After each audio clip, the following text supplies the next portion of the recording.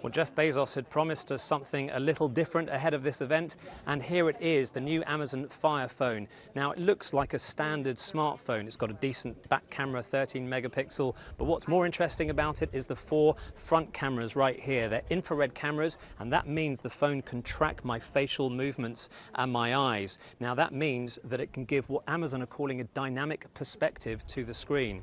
So, for example, what you'll see here is that if I try and unlock the phone, you'll see my lock screen there looks like it's moving around. It looks like I can see through the image, much more than is possible, for example, on an iPhone that tries to achieve a similar kind of effect. Now, the other unique feature on the handset is called Firefly, and there's a dedicated button on the side here, which means that when you point the camera at any one of 100 million different objects in the database, it will recognize those objects. And of course, for Amazon, it means that it's a very seamless way for users to be able to simply order something they need from the Amazon retail store.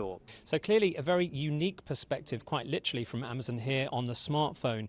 Is it going to be enough to give them traction in a very crowded smartphone arena? Well, Todd Bishop is editor of GeekWire here in Seattle. Todd, first of all, your impressions of the new handset. Well, to your point, it is very different when customers go out there looking for a new smartphone and they see the offerings from Apple and Google and Samsung.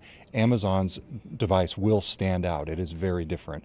The key question is, will that be seen as innovative or a gimmick? And that is going to be what people are going to be deciding when they get their hands on this device starting in July. I mean, people buy phones for far more than just a couple of features, right? And of course, what they're buying into here is the entire Amazon ecosystem. What they didn't make much mention of is the fact that it's got its own software, its own proprietary app store, and that's got to be a turnoff for some people, hasn't it? For some people, yes. The one big advantage that Amazon has here is its use of Android as an underlying platform, which gives developers and end users a lot more variety, a lot more options as they go out either to buy apps or developers to develop apps for this device. So that is a commonality with a lot of the platforms that are out there already that Amazon can take advantage of. Overall, how realistic is their chance of success here? Because other more established names have tried to break the dominance of Apple and Samsung, and there's very little profit to be made.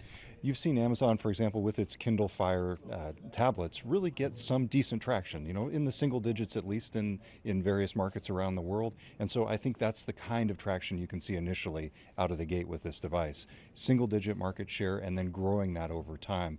The big question is, how long will it take for that to then translate into benefits for Amazon's e-commerce business? I was going to say, this is what it's about, isn't it? This phone is a gateway into other Amazon services. Absolutely. There's the feature called Firefly that allows you to scan objects around you and essentially set them up in your phone to then purchase. And so that is a key channel for Amazon to capitalize on here.